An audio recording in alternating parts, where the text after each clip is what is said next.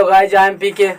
मैं आपको वो चीज़ अभी बता रहा हूँ, आपसे हम 1 मिनट लेंगे, तो वो चीज़ आप पहले समझ लीजिए, फिर मैं आपको बताऊँगा जो चीज़ वो आपके लिए बहुत इम्पोर्टेंट होगा। चलिए थोड़ा देर के लिए आप मान लीजिए आपका कल मैथ पेपर का बोर्ड एग्ज़ाम है, तो आप क्या करिएगा उस समय? आपके पास ये बोर्ड एग्ज़ाम का क्वेश्चंस आ गया है, तो आपका क्या रिएक्शन होगा बताइए? आप यह सोचिएगा मैं तो इस क्वेश्चन को या तो बना लूँ या तो मैं इसे अपने पेपर में लिख कर उसको स्कूल में जाके चीट कर लूँ। आपके पास दो ऑप्शन है, और भी हो सकता है, लेकिन मुझे ये चीज़ करने की ज़रूरत नहीं है, ठीक है? क्योंकि आपको यह चीज़ जान लेना है इस चैनल के माध्यम से कि जो ये क्वेश्चंस है यही क्वेश्चंस आपका बिहार बोर्ड में आएगा। आप बोलिएगा बात तो सही है, क्वेश्चन तो ऐसे ही आएगा बिहार बोर्ड में, लेकिन वो ठीक है, लेकिन प्रश्न ऐसा ही आएगा? यस, प्रश्न भी ऐसा ही आएगा, वो हम आपको गारंटी दे रहे हैं। कैसे? तो चलिए हम आपको बताऊंगा। जैसे कि आप चाहते हैं मैथ में 100% नंबर लाने के लिए, तो कैसे लाइएगा? तो इस प्रकार से लाइएगा।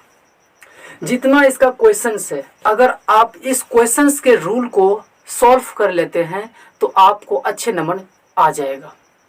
तो मैं इस क्वेश्चंस पेपर के हर एक रूल को आपको हम सजेस्ट करेंगे, लेकिन आपको यह सारे रूल को फॉलो करना पड़ेगा, तभी आपको अच्छा नंबर आएगा मैथ में, ठीक है?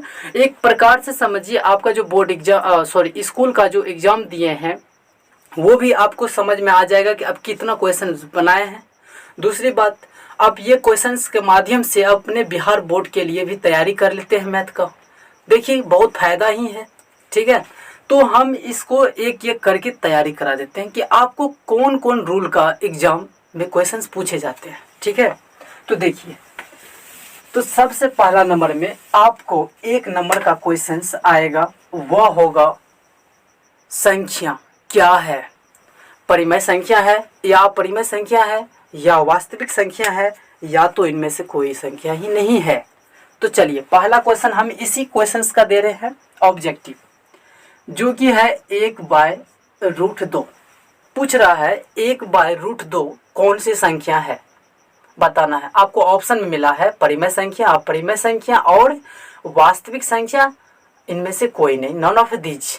तो बताइए आप इसका क्या जवाब दीजिएगा, परिमेय या अपरिमेय? तो आप इसका जवाब अपरिमेय संख्या दीजिएगा, राइट? तो अगर आप अपरिमेय संख्या इसको कहते हैं तो आपका यह क्वेश्चन सही है, तब आपको 1 नंबर मिलेगा। लेकिन दूसरी बात है, ये तो आ गया, क्या इसी प्रकार से क्वेश्चन एग्जाम में आते हैं? लेकिन ये तो पता ही नहीं है। लेकिन मैं बता दूं आपको, ये क्वेश्चन एग्जाम में आता है, भले या ना आए, इसके जगह दूसरे क्वेश्चन पूछ देगा। 1/√3, इसके ऊपर मान लेते हैं 4 दे दिया, कुछ भी दे दिया, लेकिन रूट के अंदर में अगर 3 है तो ये अपरिमेय संख्या होगा। लेकिन हमें पता नहीं है ना भाई, कौन सब संख्या अपरिमेय संख्या होता है, कौन कौन संख्या परिमेय संख्या होता है। तो मैं आपको बता रहा हूँ 2 रूल। तो पहला रूल ये है आपका, देखिए, अगर कोई भी संख्या इस रूट के अंदर में रहे, ठीक है, अगर इस रूट के अंदर में कोई भी संख्या रहे और उसका वर्गमूल ना हो, अगर रूट के अंदर कोई भी संख्या रहे और उसका वर्गमूल ना हो, तो ये होगा आपका अपरिमेय संख्या, ठीक है?